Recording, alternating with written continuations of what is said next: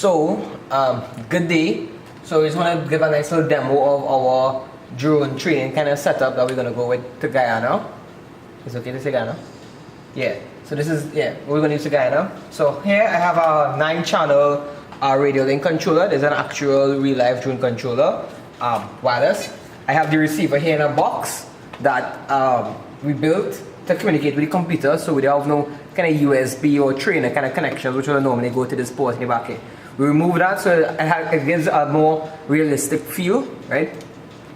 Here we have our throttle, we have our yaw, our pitch, and our roll, right? Now with the controller we can change different modes depending on the style of the person who is flying it. Everybody has a different style in terms of their drones. Some people like mode 1, mode 2 is up to mode 4, right? So let's do a little free flight with the software. So this is the software here. Actually, let me go first and make sure that the controller is set up properly. So I'm going to go in controller. Again, controller here. As you can see, it's in the simulator. So it has detected the control. I will click calibrate, start calibration, and I'll make sure all the channels are nice and clear. Right, so then it says center all sticks. So I'm centering my sticks. I'm making sure that all the trims are off. Right? I don't know why it doesn't think it's centered. But I shall use this as the current center.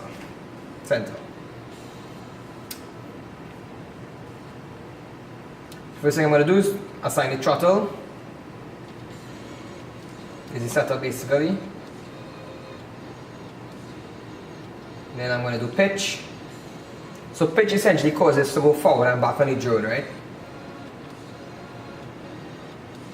Then I'm going to do roll. Roll is actually movement of side to side on the drone.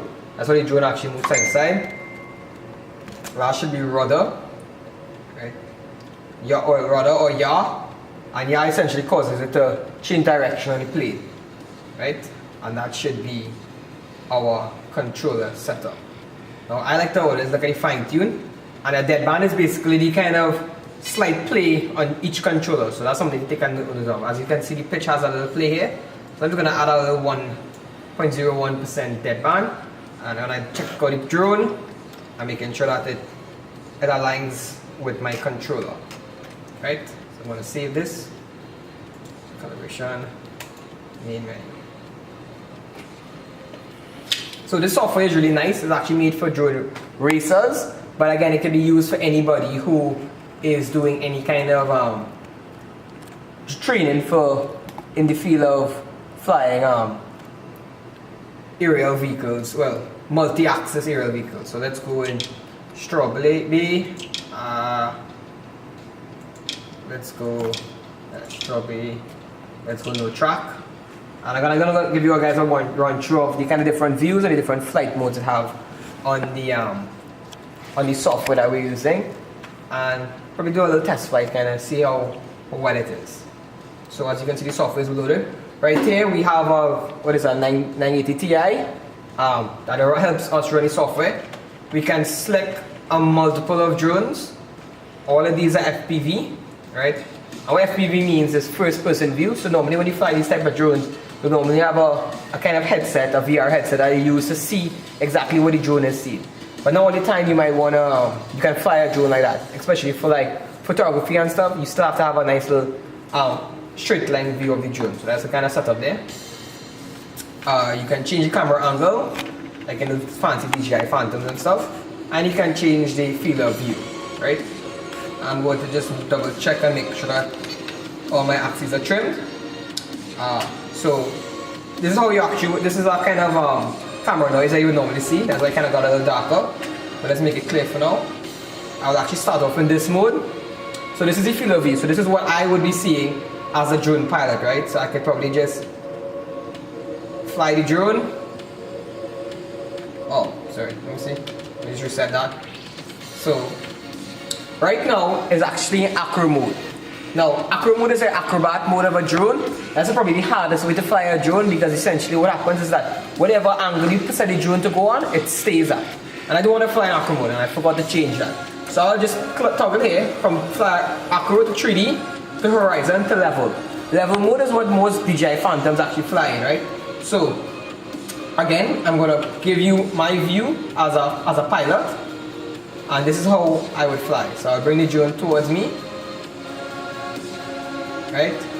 And as you can see, I can barely control the drone, but the software is very, very responsive to a real life quadcopter, right? So this is my yaw here. I'm throttling it right now, right? This is my roll. This is my yaw, and this is my pitch. As you can see, I can fly it around, and I bring it back, right? Now the interesting thing is that, especially with these type of first-person views, you would actually normally use in this view. This is your first-person view kind of view, right? So this is actually what you use when you have an FPV goggles and stuff on, and you actually get a better view of what the drone is doing, right? And this is level mode. So in level mode, even if I put the roll or pitch fully forward, it's not gonna break that barrier now. And this is normally used for beginners, right? Now when you're a little bit more advanced, you want to switch to horizontal mode, right? And this allows you to kind of do a lot of little tricks like these, right? Where the controller now allows you to go forward to the max enough to flip over. Now horizontal is a kind of what's horizon, I think. I think I might be mixing it up. Yeah, but it allows you to mix acro and level flight modes. Whereas like let me go to acro mode. Acro mode is if I go forward, it kind of just stays in this type of flight. So what happens essentially is you actually have to try really, really hard to maintain the position of the drone and how it flies, right? As you can see, I'm kind of versed in acro mode only in first person view. It is very difficult to use this mode without an FPV goggles, right? So I'm gonna go back in horizon, and we're gonna try to find back myself and bring it back down, right? So if I'm correct, I think I'll be standing up next to the farmhouse here. So as you can see, the software adds a lot of different environments and a lot of different variables. And what I would like to do after, like I kind of see myself, I'll probably give you a little crash to show you where it does get damaged when you do things. So this will be mini software, and I'm probably gonna hit a little bit here so it doesn't get too much damage in the drone, and you can kind of get an idea of what the kind of crash data you get. So as you can see, it says my first two forward blades are damaged, and it actually changes the flight throughout the simulation. So this will give you a nice little idea of how the software is. And as you can see also, the software gives you a little demonstration of how you are handling the control sticks also. Right? So yeah, so that's pretty much it. You could already strap. Yeah, so okay, yeah, that's a good idea. They've ruined, so let's go and probably do a little racetrack course and see how well I handle in a course. Let's go into race. Let's go into standard. I mean, I'd be a pro, but I think I could handle myself pretty well on a racetrack course. So let me go in something like Autumn Fields. No. What are you thinking? The place where we were. This morning, Hangar? Hangar, yeah. Varun is trying to give me a challenge here today. So, I'm gonna go Hangar. So, I would probably go with. These are different drone selections, and you could actually build your own drone. These are a couple of drones I actually designed myself. Well, no, this is my fleet here. Sorry. And these are like blueprints you can find. Now, I really like this drone setup here. Now, in this software, you could actually tweak things like the proportional, integral, and divertical gains of the quadcopter to give you a better experience, a better flight experience. Now, these are things you still have to learn to adjust personally, but I like to fly with 25 degrees. Let's switch it to horizontal mode, and I'm feeling a slight uneasiness. So going to show you that real quick before I start. So you could actually go in the flight controller settings and you can adjust a lot of these, well, you can use presets they have, but then you can adjust things like the PID and any rate and any throttle curves and these kind of other items. Now I like to leave everything as default as of right now, but as I learn and as I like play around with the software, I get a better feel, and then also with my real drones, because I had to do that with my real drones. So I'm gonna just save this and go back, and I will resume. So wish me good luck. So I want to just take off here, give you an idea of how. Whoa. See, I crashed already. So let me try that again. And warm it up a little bit. That's it. Software is very, very kind of responsive.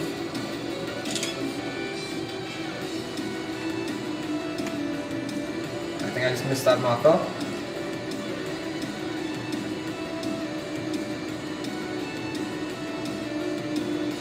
So, I mean, the software gives you a nice little feel that it's like a video game, but in reality, this will be actual real drone you'll be flying, following the same kind of environments. Let me try a little bank here.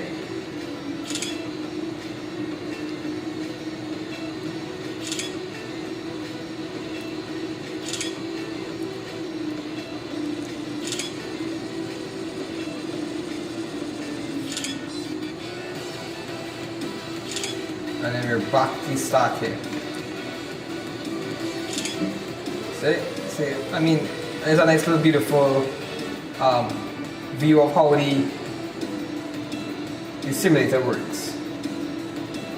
So yeah, so We do our run through the other one. We do with Vivek. which other one? Mall. Oh yeah, oh, that's a really fun course. Let's check out that course. So let's go on. Let's quit. That's a really nice course. So let's go into race.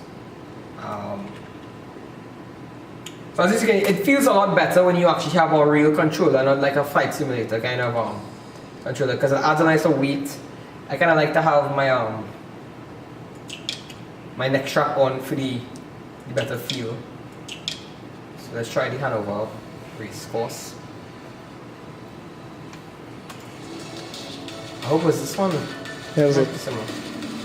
No, I didn't see no record time now. I feel like it should have a.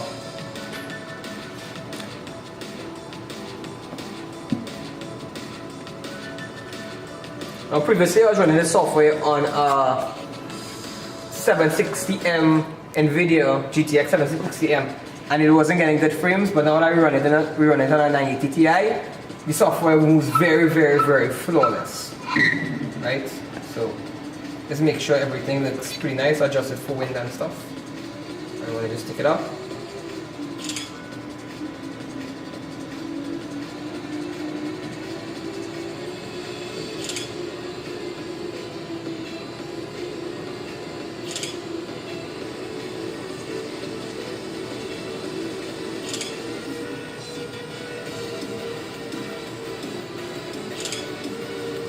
It gets really, really tricky here because we're actually going to be flying very, very low on the building. Whoa, see? That crashed, so I'm going to reset that back again. So the idea is to get a nice little feel of how it is to fly a drone. I feel like my field of view is a little too high.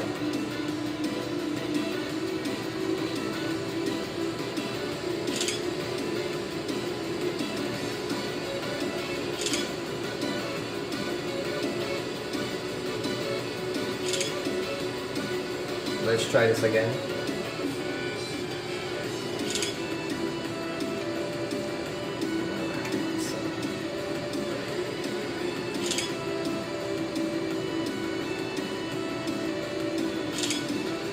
Oh, should I mention that you could actually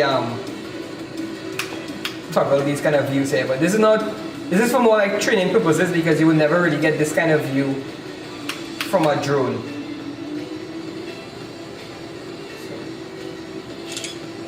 Unless you have a next drone following you all the time.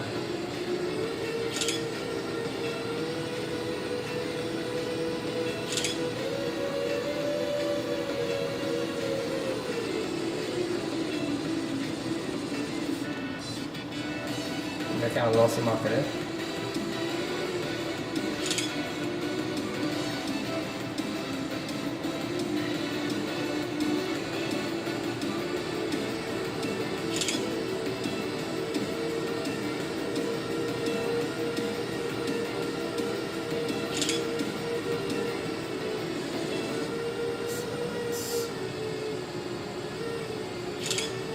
We had it docked there a little bit. So.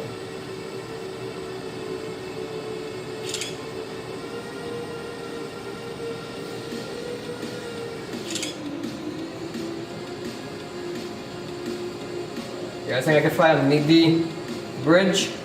I think I could. Oh, I missed it. Let's go through right here.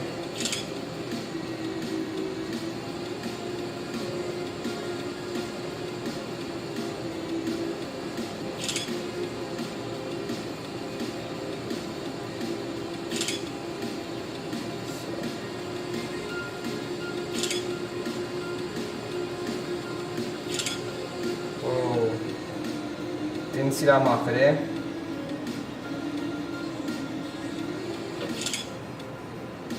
So, as you can see, it's pretty realistic. I just hit a tree. So, I don't think I should try to do it again. No, okay. I don't have much time. But as you can see, the software is very, very responsive in terms of, and it can be a very good training tool for future drone flyers. So with that, I'm out. Clearwater Tech. Trying to get in some drone flying stuff.